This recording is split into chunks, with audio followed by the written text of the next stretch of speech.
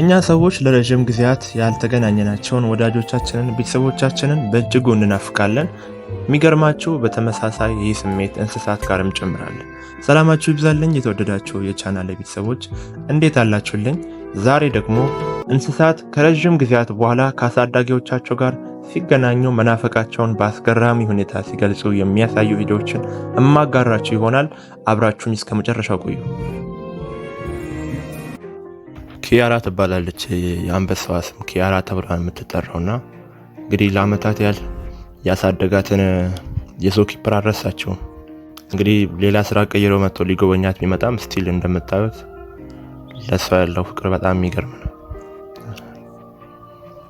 ተመልከቱ ምን ያህል እንደተነፋፈቀ። የምትመለከቱት ቺምፓንዚ ደግሞ ከወራት በኋላ ነው እንግዲህ ከአሳዳጊዎቹ ጋር የተገናኘ ያለውና ለቫኬሽን ወጥተው ነበርና ሲመለሱ ነው እንግዲህ እንዲህ ያለ ፍቅር ያሳያቸው።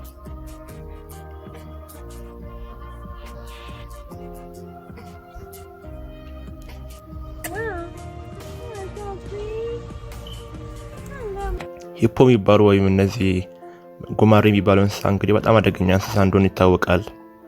ይሁን አንዳንድ ጊዜ አሳዳጊዎቻቸውን ሁላ በጣም የሚጎዱ እንስሳዎች ናቸው። ግን ከዚህ ሰውዬ ጋር ያላቸውን ፍቅር ተመልከቱ። ተወደዳችሁ ቪዲዮን ላይክ ቻናሉን ደግሞ ሰብስክራይብ ያደርጋችሁ ፋሚሊውን ተቀላቀሉ። ይህ ጩጬ ደግሞ እንግዲህ ከዶሮቹ ጋር ያለውን ፍቅር ይለያል። ተመልከቱ ሲተቃቀፉ።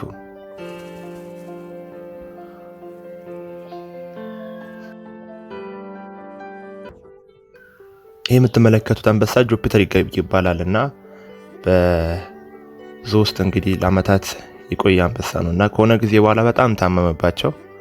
እቺ ናት እንግዲህ የምትመለከቷት ናት አሳዳጊዋ እና ለአመታት ከቆየ በኋላ በጣም ታመመባቸው። ምግብ አልበላለው ምናምን ነገር እና ከዛ በኋላ ምንም ማድረግ አልተቻለም። እንደምትመለከቱት ሐኪም ቤት ሄደው እንግዲህ ከሳምንታት ምናምን በኋላ ሲመለስ ተመልከቱ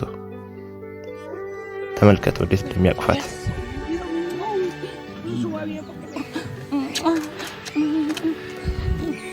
ይገርማል። አንበሳ በዚህ ልክ ሰው ጋር እንግዲህ ፍቅር ሲኖራቸው ተመልከቱ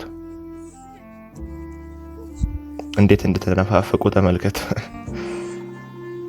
የሚገርም ነው። ብቻ የምትመለከቷት ሴትዮ እንግዲህ ወደ አዲስ ውሻ ልገዛ እንግዲህ ወደ ውሻ መሸጫ ምናምን ነው መሰለኝ የሚባለውና እዛ ስትሄድ ከሁለት ዓመት በፊት የተፋባትን ውሻ አገኘችውና ውሻ ተመልከቱ ምን ያህል እንደናፈቃት ተመልከቱ። ውሻ እንግዲህ ታማኝ ነው የሚባለው ለዚህ። ተመልከቱ የዚህ ሰውዬ ደግሞ በጣም የተለየ ነው። አስቡት ፓርክ ውስጥ የአንበሳ ቤተሰብ ስለሆናቸው።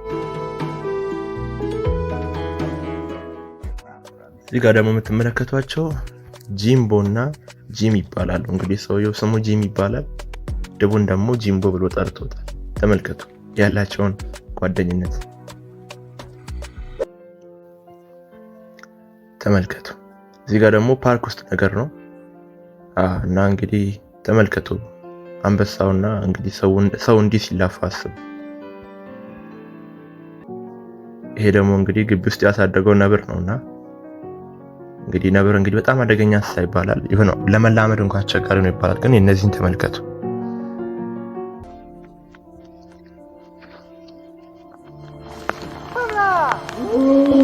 ይህ ሰውዬ እንግዲህ ከሁለት ዓመት በኋላ ወደ ትውልድ ስፍራው የተመለሰው ነውና እንግዲህ በትውልድ ስፍራው ያሳደጋቸው ዝሆኖቹን ሲጠራው ነው ስቲል አልረሱትም። ተመልከቱ።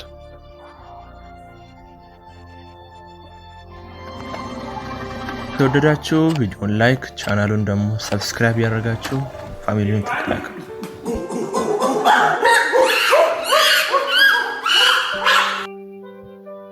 እዚህ ጋር የምትመለከቱም እንግዲህ ቺምፓንዚ እንደዛው እንግዲህ አሳዳጊዎቹ ናቸው። ከሳምንታት በኋላ እንግዲህ ከቫኬሽን እየተመለሱ ነው። ተመልከቱ ምን ያህል ኤክሳይትድ እንደሆነ ቺምፓንዚው። ለቀናት በስራዋና ደግሞ በትምህርት ፈተና ሰዓት በጣም እንግዲህ ቢዚ በሚሆነው ለሰዎች ሰታ ነበር ወፋውንና ተመልከቱ ድጋሚ ሲገናኙ ምን ያህል ኤክሳይትድ እንደሆነች በፊቷ በጣም እንግዲህ ናፍቃታለች ማለት ነው። ተመልከቱ።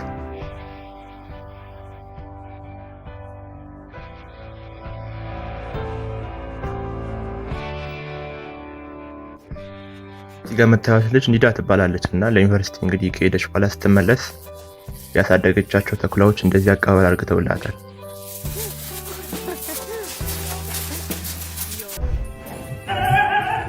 ተመልከቱ ውሻው እንግዲህ እንዴት ሪያክት እንደሚያደርግ በጣም ያፍቆታል ማለት ነው።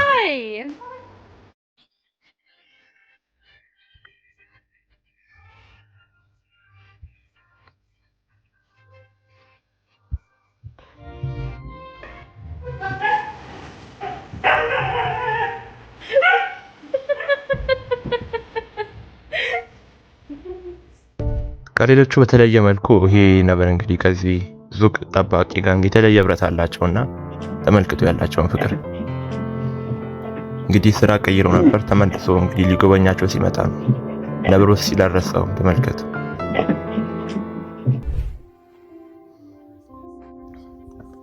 ከወራት በኋላ ከኮሌጅ ተመለሰች ነው እዚህ ጋር የምትመለከቷትና ለክሪስማስ ነው የተመለሰችውና በቤት ያሉ ሰዎች እንግዲህ ውሻውን ሰርፕራይዝ ሊያደርጉ አሰቡና ተመልከቱ እንዴት ሰርፕራይዝ እንዳደረጉት።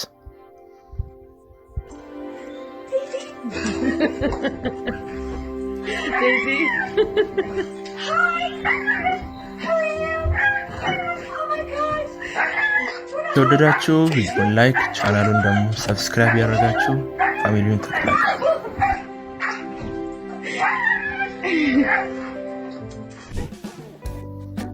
እዚህ ጋር ደግሞ የምትመለከቱት እንግዲህ ትንሽዬ ዝሆን በጣም የተለየ ጓደኝነት አላቸው ከዚህኛው አሳዳጊዋ ጋርና ተመልከቱ ምን አይል እንደሚላፉ።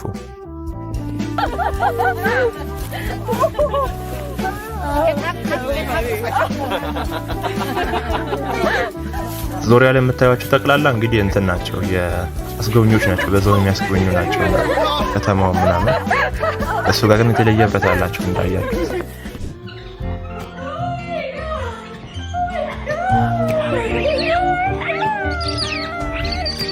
እንግዲህ እዚህ ጋር ጦጣው ምን ያህል እንደናፈቃት ተመልከቱ። ምንታት እንግዲህ ለሳምንታት ቫኬሽን ወጣ ነበር፣ ስትመለስ ነው እንግዲህ እንዲህ አይነት ሪአክሽን ያሳየው።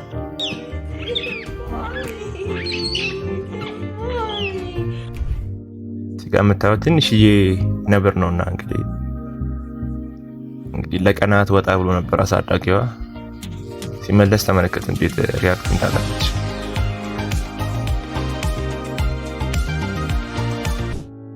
እዚህ ጋር የምታዩት ውሻ እንግዲህ ለ6 ወር ያህል ከአሳዳጊዋ ጋር አልተገናኘምና እንግዲህ ምን ያህል ያስታውሳል የሚለውን ለመፈተሽ እንግዲህ አሳዳጊዋ እንደምታዩት ዝም ብላለፈች።